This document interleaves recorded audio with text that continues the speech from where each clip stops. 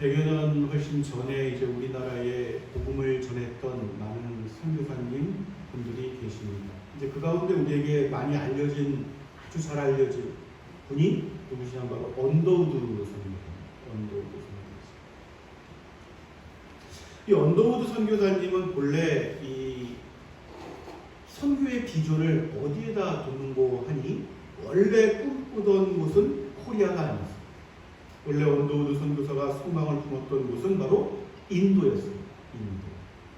인도를 마음에 품고 있었는데 어느 날 갑자기 저 멀리 떨어진 이름도 생소한 코리아, 조선이라는 나라가 이제 귀에 들어오기 시작하였고, 또 이 비참한 현실 속에서 그 열강들의 틈바귀 속에서 아주 고통스러워하는 그러한 이 조선의 백성들의 이야기를 듣게 됩니다. 그래서 이제 마음을 돌이키게 되었던 것이죠.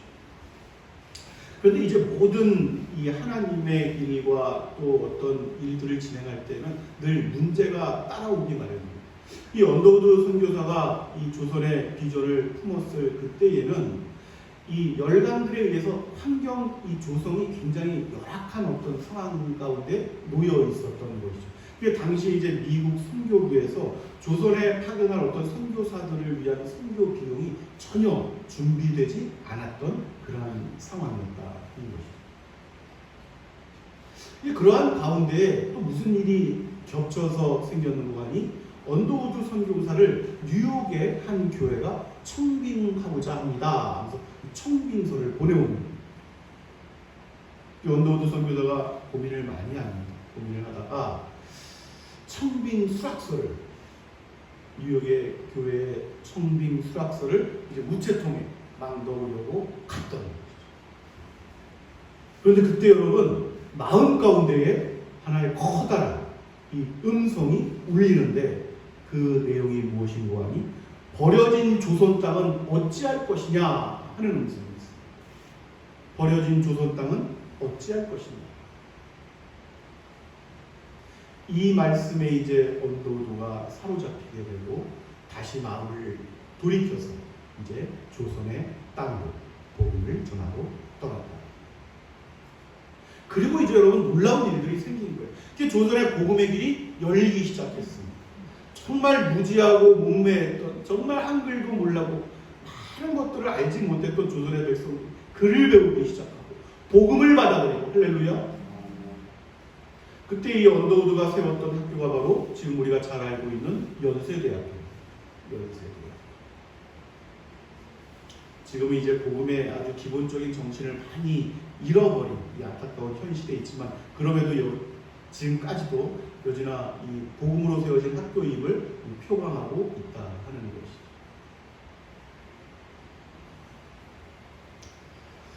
여러분, 우리가 살아가면서 크고 작은 결정들을 내려야 할 때들이 반드시 옵니다. 그것이 큰 문제일 수도 있고 또 소소하게 여기지는 작은 문제일 수도 있는데, 우리가 기억해야 하는 것은 하나님의 사람들은 이 믿음의 결정들을 어떻게 내리는가 하는 것으로 복을 얻기도 하고 그 복에서 멀어져 가기도 했다 하는 것입니다.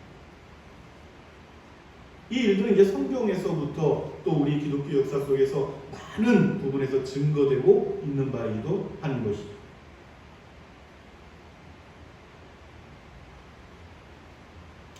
특별히 시대 속에서 그러한 일들이 많이 나타났습니다. 그러한 일들. 우리가 늘 감사해야 됩니다, 여러분. 감사해야 됩니다. 바로 엊그제인가요? 이 신천지에 이만희 교주가 이제 구속이 된 상태가 있고 남은 여죄가 계속적으로 드러나고 있는 그러한 상황 가운데 있습니다. 또한 일본은 동북아시아 가운데 유일하게 뒤늦게 지금 하루 확진자가 1,500명, 1,600명, 지금 말도 못하는 상황입니다. 지금 오사카에 이 동기 목사님이 선교사로 파송이 되어 있습니다. 김명환 선교사님이. 굉장히 어려운 상황입니다. 누가 감염되었는지 전혀 알 수조차 없는 그러한 상황 가운데 지금 놓여 있다. 지금 한국에 들어올 수도 없고, 지금 어린아이가 둘이 있는데, 막 초등학교에 입학한 아이, 또 아직 들어가지 못한 아이 있는데, 끊임없이 기도를 요청해 오고 있습니다. 우상 숭배부터 해가지고 뭐 말로 다 할 수가 없습니다. 말로 다 할 수가 없습니다. 집집마다 신당을 차려놓고 모셔놓고 향불을 사놓고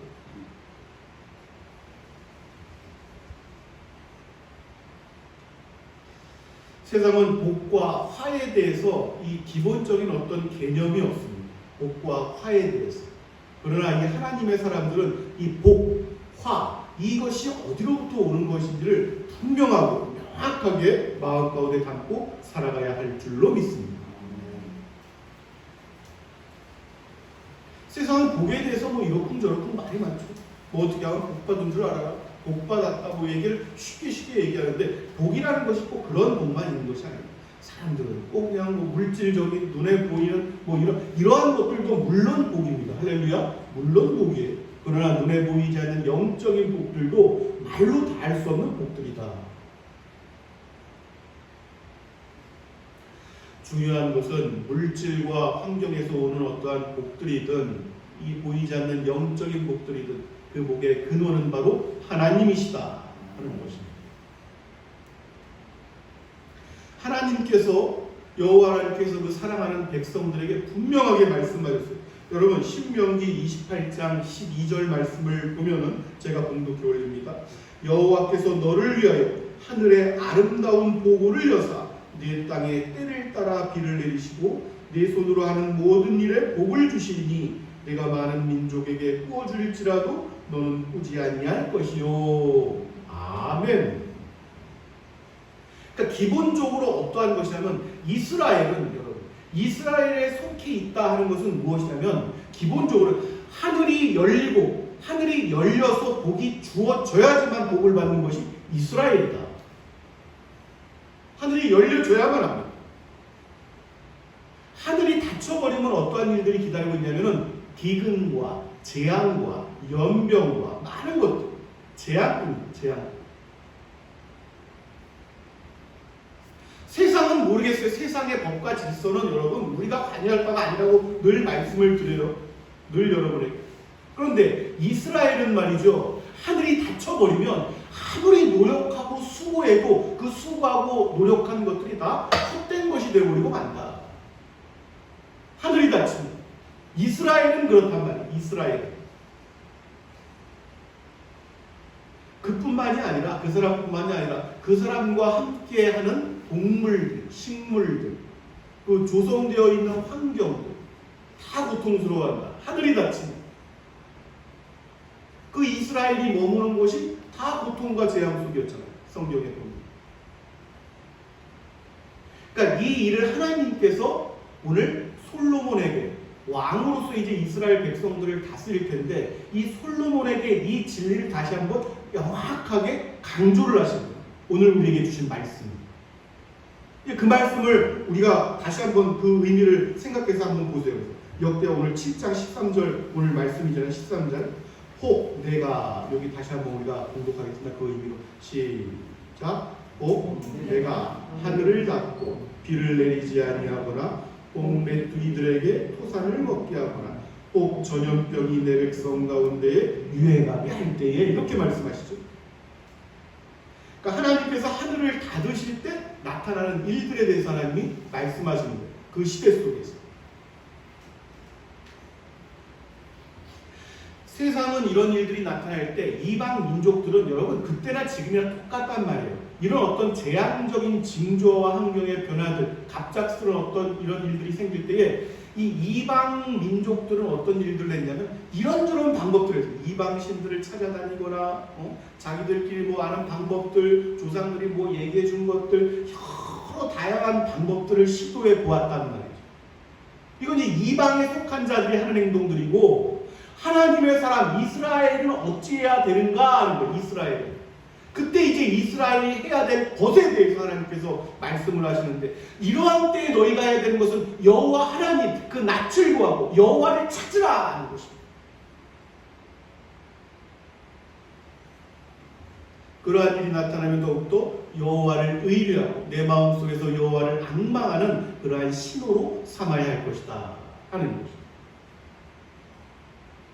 그러니까 이러한 일들이 나타나는 것을 깨닫지 못하는 거예요. 이방에 속한 사람들.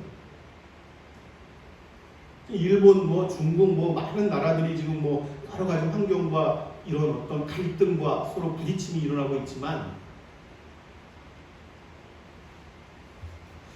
성경을 통하여 이러한 재앙적인 징조들이 나타나는 이유들에 대해서 성경 분명히 말씀을 합니다. 여호와 하나님으로부터 그 낯을 돌리고 멀어져 가는 일들, 온갖 이방신들을 섬기는 일들, 물질적인 것들에 사로잡혀서 그 만문신을 섬기는 일들, 이러한 일들이 아주 성행하게 될 때, 그 죄가 이 아라랏산에 차오르기까지 어떤 때가 있단 말이에요. 그 정해진 죄의 양이 하나님이 있어요. 이렇게 선을 이렇게 그어보시고 그때까지 이 죄악들이 번영하고 관영하고 차오르는 것이 있단 말이에요. 여기를 넘었으면 하나님께서 이제 그것을 못 보시는 거예요. 그것을 넘었으면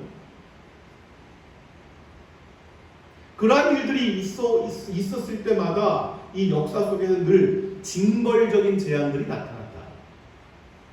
분명합니다. 이러할 때에 하나님께서 말씀을 하시는 거예요. 솔로몬에게. 오늘 7장 14절 말씀을 여러분 다시 한번 우리가 천천히 봉독하도록 하겠습니다. 내 이름으로 시작. 내 이름으로 일컫는 내 백성이 그들의 악한 길에서 떠나 스스로 낮추고 기도하여 내 얼굴을 찾으면 내가 하늘에서 듣고 그들의 죄를 사하고 그들의 땅을 고칠지라. 아멘. 아멘. 그러니까 하늘이 닫히고 재앙적인 일이 일어날 때 하나님께서 말씀하시는 것은 무엇이냐면 우선적으로 단서를 가시는데 내 이름으로 일컫는 이렇게 말씀하십니다. 세상은 상관없어요. 내 이름으로 일컫는 내 백성들이 이렇게 먼저 말씀하십니다. 여호와의 이름으로 일컫는 내 백성들. 하나님께 소중한 것은 이 존재들 뿐이란 말이에요. 이 존재들.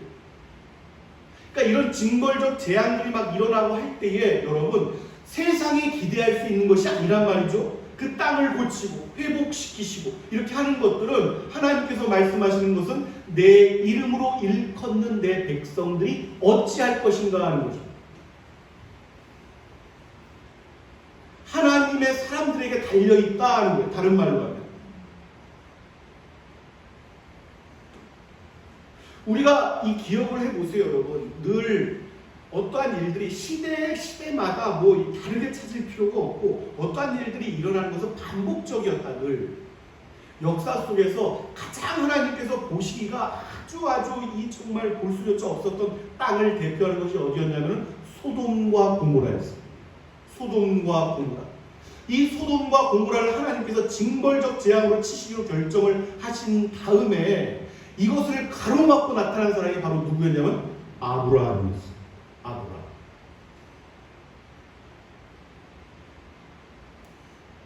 하나님의 사람 아브라함이 이것을 가로막고 나섰다. 하나님이여 그리하지 마옵시고 그 마음을 돌이키시려면 어찌하면 되겠습니까? 하나님께서 의인에 대해서 말씀하십니다. 소돔과 고모라 땅에 의인이 50 있으며 아브라함이 어찌하든 50명 너무 많습니다. 세상이 지금 이 지역인데 50명 너무 많습니다. 그렇게 해서 결국적으로 낮아져서 하나님께서 허용하신 숫자가 의인 10명이었습니다. 의인 10명. 하나님께서는 하나님의 사람들을 보시겠다는 거예요. 할렐루야. 여기에 큰 축복이 있단 말이에요. 여기에. 우리의 지금 속한 환경과 국가와 공동체와 민족과 하나님께서 보시는 것은 하나님의 사람입니다. 이스라엘이다.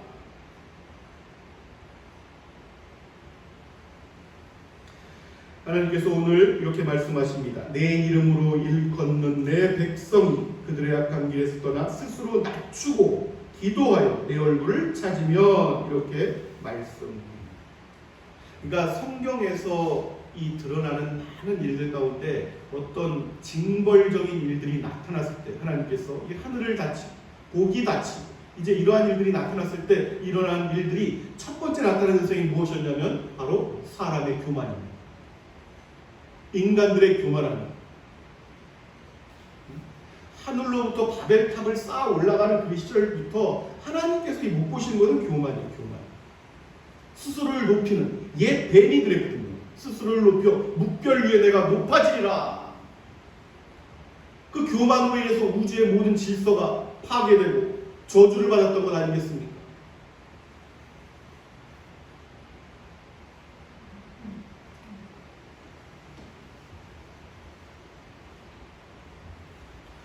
우리가 잘 알고 있는 이스라엘 역사 속에서도 여러분 그 질병들이 나타났던 때들을 한번 이렇게 돌이켜 보세요. 우리가 잘 알고 있는 다윗 왕이 있지 않습니까? 그 다윗 왕으로부터 다윗 왕이 다스리던 시대에 이스라엘을 휩쓴 전염병이 있었어요. 그 이유가 어디에서 나타나냐면 다윗 왕의 교만함입니다. 다윗 왕의 교만함. 하나님을 더 이상 의뢰하지 않냐고 백성들의 숫자를 믿은 거예요. 이 숫자, 이 창을 들고 싸울 수 있는 이 사람들 숫자가 몇이냐 한번 세어봐라. 하나님께서 모든 것들을 관여하시고 하나님께서 자신을 이 위치에 올려놓은 것을 잊어버리고 이제는 눈앞에 보이는 이 무력적인 어떤 힘을 세워보겠다. 이 다윗 왕의 교만함에 대해서 하나님께서 그 징벌적인 재앙을 내리셨는데 그것이 바로 전염병이에요. 사무엘하 24장 15절 말씀을 보면 그래서 이에 여호와께서 정하신 때까지 전염병을 이스라엘에게 내리시니 단에서부터 부엘세베까지 백성의 죽은 자가 7만 명이더라. 이렇게 말씀합니다. 단에서부터 부엘세베까지 끝이죠. 끝과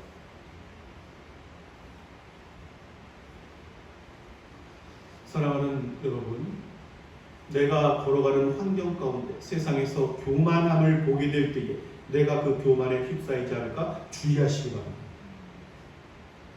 늘 경계하고 타산지석으로 삼는 은혜가 있어야만 할 것입니다. 지금 세상을 보세요. 여러분들이 지금 잘 알고 있는 매일 뉴스마다 마주치는 강대국의 지도자들의 모습부터 여러분 소시민에 이르기까지 지금 부동산 문제부터 뭐 여러 가지 것들이 막 이 자신을 스스로 낮추는 사람들을 보기가 어려운 시대란 말이에요. 지금 이 시대가 국가적으로 지도자들부터 해가지고 더더욱 이러한 환경 가운데 머리를 짚고 하늘을 바라보며 오직 여호와의 궁율만을 바라는 이러한 사람들은 더더욱 찾아보기가 힘든 그러한 시대다.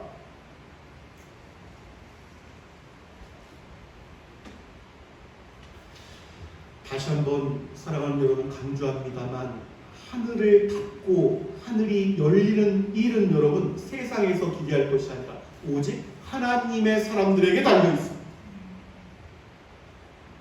오늘 14절 여러분 내 백성이 그들의 악한 길에서 떠나 스스로 낮추고 기도하여 내 얼굴을 찾으면 한단 말이죠. 이 질병적인 것, 재앙적인 것, 이건 개인적인 것이든 민족적인 것이든 국가적인 것이든 인류적인 것이든 다 마찬가지라고 했어요. 이러한 일들이 나타날 때는 스스로를 낮추고 여호와 하나님 그 얼굴을 찾고 앙망해야 된다. 그때 이제 묶였던 것들이 풀어집니다. 닫혔던 것들이 열려지는 역사가 나타납니다. 개인적으로, 민족적으로, 공동체, 국가 다 마찬가지라는 거예요.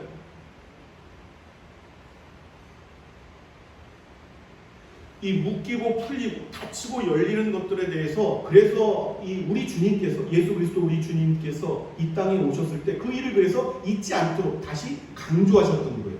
우리 주님께서 마태복음 18장 18절에 진실로 너희에게 이르노니 무엇이든지 너희가 땅에서 매면 하늘에서도 매일 것이요 무엇이든지 땅에서 풀면 하늘에서도 풀리리라. 아멘. 아멘. 한 가정과 공동체와 국가와 민족이 그렇단 말이에요, 여러분. 하나님께서 보시는 주목하시는 그 사람들, 이 사람들이 그 땅에서 묶으면 묶이는 거예요, 하늘에서. 열면 열리는 것입니다. 풀면 풀리는 것입니다.